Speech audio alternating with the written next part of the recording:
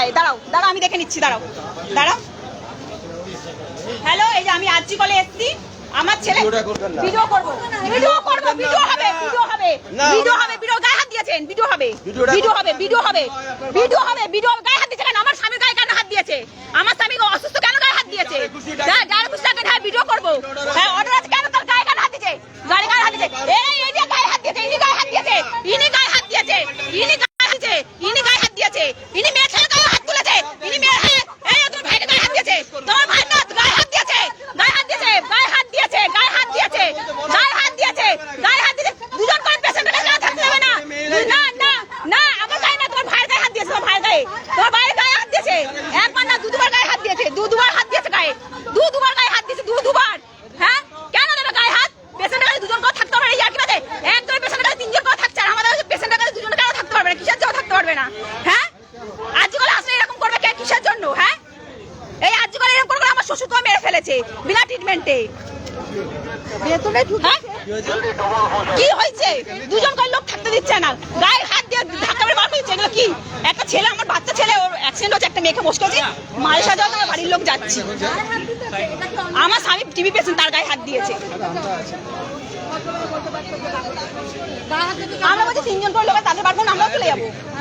এটা গায়ে দোষ ঠিক দাদা বলুন, গায়ে দোষ মেয়ে ছেলে আমার টেনে বার করছে, আমি মা, আমি থাকবো আমার সন্তানের কাছে, বলছি আমি মেয়েটা পারবো না, বলছি ওর সঙ্গে গল্প করছে একজন, আমি তো দুজন করে, একজন ডাক্তার সঙ্গে কথা বলছে, একজন পেশেন্টের কাছে থাকবে। হ্যাঁ ওরা না একজন কথা হোক, কিন্তু একটা পেশেন্টের কাছে তিনজন করে লোক জানি, তাহলে ওদেরকে পারবো, বলছে ওদের সময় হলে পারবো, তুমি বেরাও। মানে যতবার আমরা ঢুকছি ততবার আমার সঙ্গে জঘন্য ব্যবহার করছি। কিসের জন্য? কিসের জন্য? তাদের লক্ষ্য বার করুক, সবার পেশেন্টের একজন করে রাখুক, তাহলে আমরা নিয়মটা মেনে নেবো। একজনের পেশেন্ট তিনজন করে থাকছে, কিন্তু আমাদেরকে বের করে দিচ্ছে কেন? আমাদের সঙ্গে কেন এই ব্যবহারটা করছে? না তিনজন করে রয়েছে, আমি বলছি তিনজন করে রয়েছে, ওরা চোখে দেখছে, বলছে সময় হলে বার করবো, কই এখনো তো বার করেনি, সব তিনজন করে রয়েছে ভেতরে। কেন? তাহলে নিয়ম সবার জন্য এক হওয়া দরকার, স্যার সবার জন্য এক হওয়া দরকার নিয়ম। একজন জন আলাদা, আরেকজন জন আলাদা কেন থাকবে? হ্যাঁ এদেরকে না দিলে এত বড় বদনাম হচ্ছে, এদের লজ্জা হয়নি? এই আজকে কলে লজ্জা হয়নি? আমার শ্বশুর বিনা ট্রিটমেন্টে মেরে দিয়েছে, এরকম করে বেশি লোক ঢুকে দেয়নি, লাস্টে শ্বাস প্রবলেমের ইয়ে কোনো ট্রিটমেন্ট করেনি, লাস্টে মারা গেল এখান দিয়ে। ভালো মানুষটাকে এনে মৃত্যু মানুষটাকে নিয়ে গেলাম এর জন্য। আমার ফোন কেড়ে নেবে বলছে, কেড়ে নিক, আমিও দেখতে চাই কত ইয়ে। আমি একটু হলে পুলিশে কাজ করেছি ভলেন্টিয়ারে পুজোর সময়, ঠিক আছে? আমি একটু পুজোর নিয়ম জানি, অত সহজ নয়। সবসময় বলবে সবসময় কি আমি ইয়ে করবো নাকি? আমার ছেলে ইনজয় হয়েছে, আমি ইয়ে করবো না? তখন যে জঘন্য ব্যবহার করে আছে কিসের জন্য? এই তো আজকে এত বড় বদনাম হয়ে গেছে এরকম এদের জঘন্য ব্যবহারের জন্য। সবাই প্রতিবাদ না করলে আমি করবো একা, আমি প্রতিবাদের দিয়ে পিছনে হাঁটি না তো। তখন তো গায়ে হাত দিয়েছে কেন গো?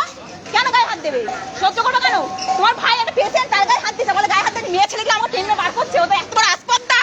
আরো লোক আছে, তাদেরকে বার করুক, তাহলে তোমার কাছে না বলছে আমরা বার করবো। কেন? সবার জন্য এক নিয়ম হবে, একজনের জন্য এক নিয়ম হবে।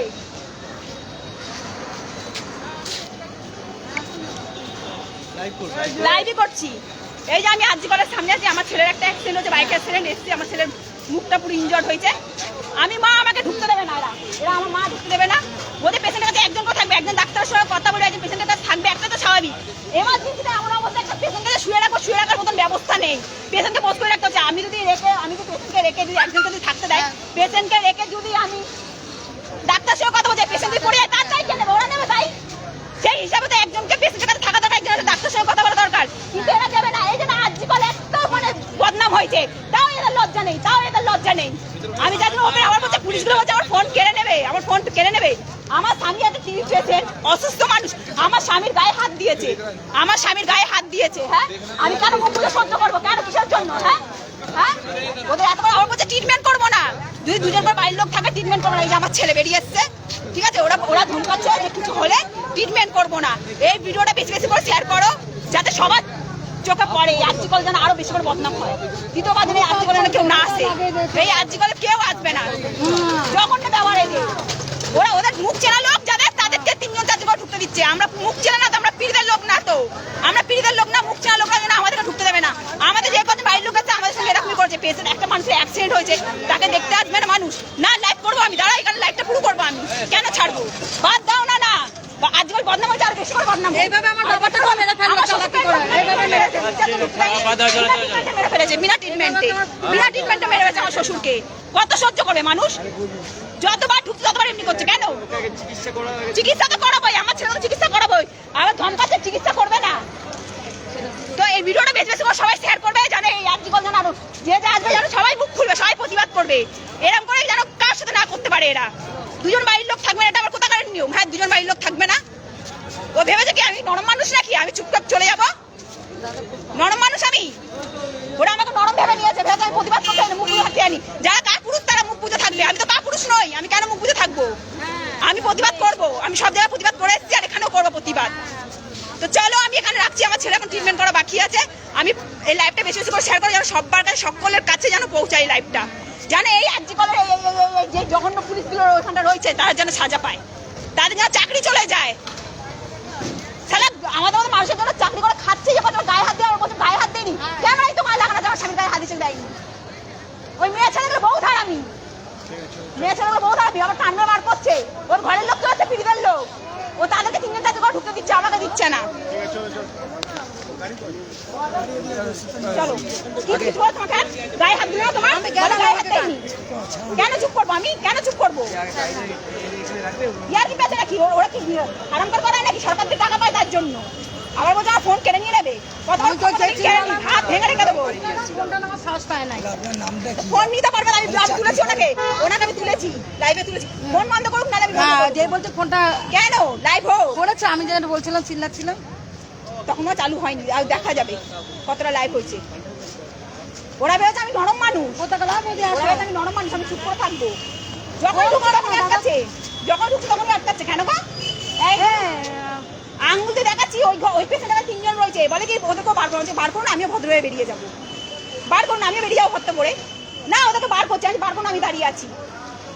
তারপরে কোনো কথা নেই, এগুলো আমার হাত ধরে টানছি, আর তোমার ভাইয়ের গায়ে ধাক্কা মেরেছে কেন? হ্যাঁ, এত বড় আসপদ্দা,